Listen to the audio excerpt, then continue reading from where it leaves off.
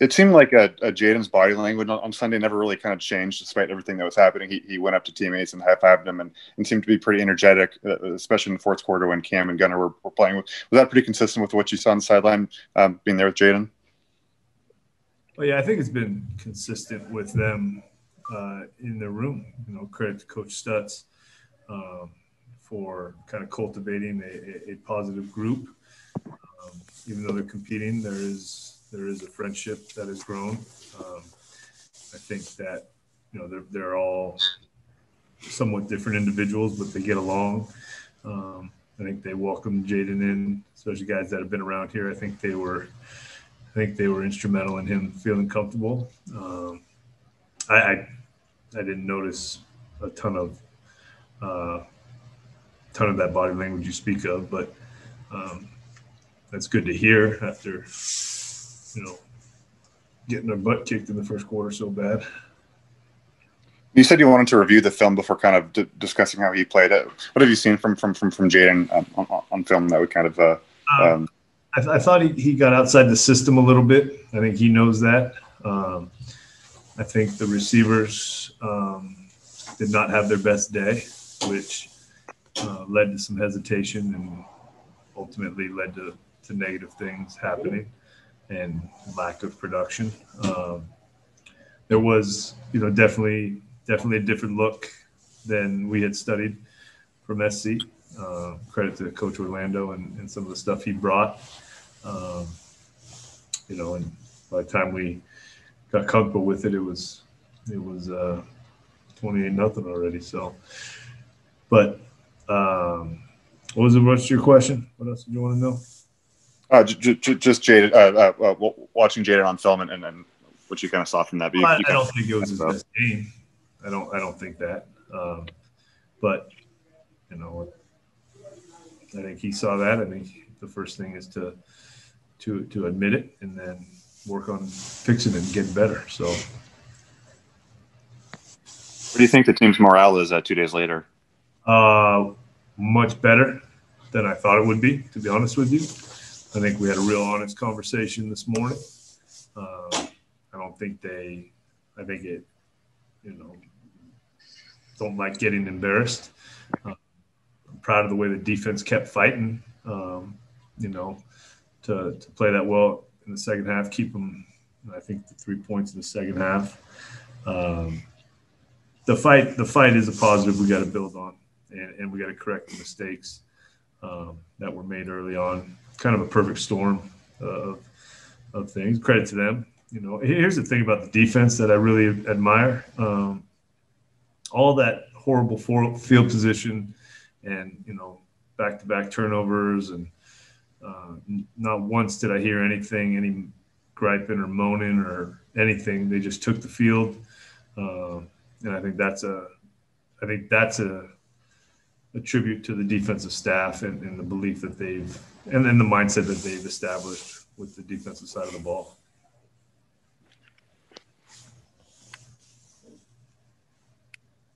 Okay, any other questions for Coach Rolovich?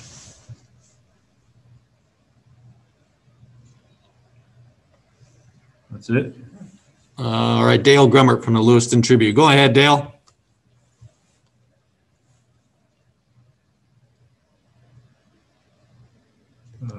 We don't hear you, Dale. Go ahead, Dale. Okay, Nick, going into the preseason, did you know what you had in Brennan Jackson, or has he been a little bit of a revelation? I don't know that revelation is the word I would use. I don't know that my vocabulary is as good as yours, Dale, but I was attracted to his work ethic. That was he had there wasn't a ton of him on film, right? He had some injuries. I think multiple injuries. I'm not sure, but for him to have the work ethic he did and buying the Coach Coop, I think we were hoping for some positive things, but he cares so much. It's very important to Brennan, and that's one of the main things you try to get across to your team is that football is important and doing things the right way is important. And I think he's bought in.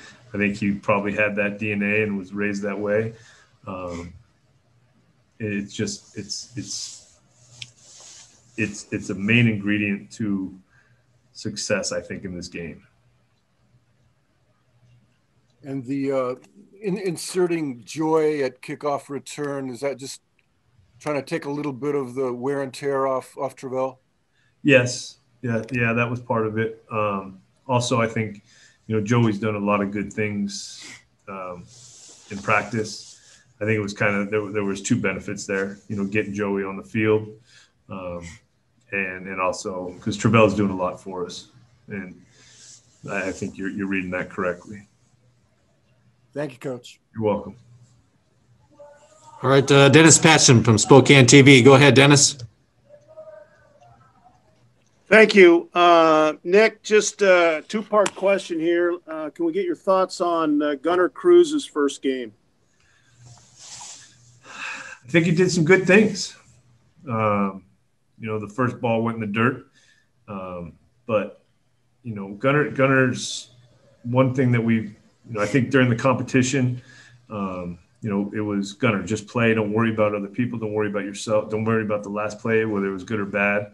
And I think, he's worked hard for that opportunity.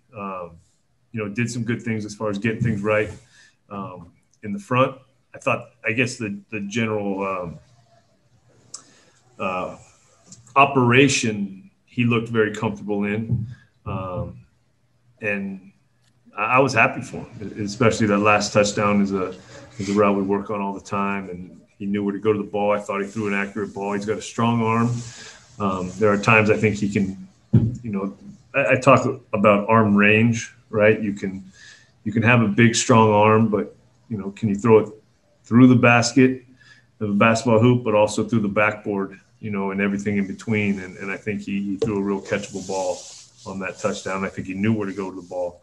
So it was, and I think both him and Cam showed some real toughness running the ball in some important situations. The follow-up is to the same question. Your thoughts on Cam and Cooper in his first action? Happy for Cam, happy for Cam. He executed the screen really well. Also was very accurate on that out route on the sprint out. I'm trying to think of his other throw, but both of them, and I'm glad the way we did it. To be honest, get them both in there and try to utilize them both in that situation and get them game time, and because they both deserve it. They've worked hard, and some of the receivers also getting them in there, I think, is going to be beneficial for us down the road. Thank you. Welcome. Our next question, Brendon Green from Spokane TV. Go ahead, Brenna. Hi, Coach Rolovich. Just kind of going back to the returning kicks thing. I know that it takes returning kicks. Okay. Yeah. It takes a rare person to love returning kicks in the game of football, but Travell is definitely that person. Just what was his reaction when you told him that you guys weren't going to have him doing that anymore? Well, I think Gobi had the conversation with him. It's not that he's going to do it ever again. It was, at that point, let's get Joey some. Let's take a little bit off. You saw we were doing some wildcat stuff with him. I mean, he's running the ball. He's running a lot of routes. He's a very durable player, which has definitely been beneficial as far as keeping him on the field. Maybe it's my hesitation as far as worry about injuries and making sure we get through this season healthy as we can, but also in the development of players that maybe aren't seeing as much time. So it's kind of a two-part thing. He was disappointed. If there's anybody that loves football, it's number one, and competitive as anybody. So, and I'm not mad at his response. It's not like he gave me the middle finger and said, I hate you. He just was disappointed. He wanted to play, and he wants to do everything. So, the more guys like that on your team, the better. You mentioned the fact that you guys have used him in multiple ways this year. Do you think he's one of the better just all-around athletes on your squad? I would say so, yeah. what makes him so special as an athlete? I like his, well, we talked a little bit about, I used the word durability. He's a compact athlete with short area quickness, but he's also, he's able to get the maximum out of having the ball in his hands, even, running through that tackle on the goal line, or, whether he makes somebody miss and gets positive yards after the catch. He's, I'm not saying that he cannot be tackled, but when he does get tackled, he's usually getting more positive yards than just catching the ball and getting tackled. I think he does. He's going to do more throughout his career. I could see it, but even, a 6-yard catch turning into you see it on the screens we threw to him, right? I think he had one earlier in the season, but also had a big one in the first series, I think second play to start that game down the Coliseum. So he's slippery, but he's also there's a physicality with when he has the ball that I think is an added benefit to, kind of that quickness and slipperiness he has. Thank you. You're welcome. Okay, any other questions for Coach Rolovich? All right, Cody from the Evergreen. Go ahead, Cody. Hey, Coach. I know Coach Smith kind of talked about wanting to get Jameer Calvin more involved, on the outside. And he had 4 catches, not a lot of yards. But what did you kind of see from Jameer? And, what are you kind of expecting from him going forward? Well, I don't think, a lot of the balls right now have been going to the slots.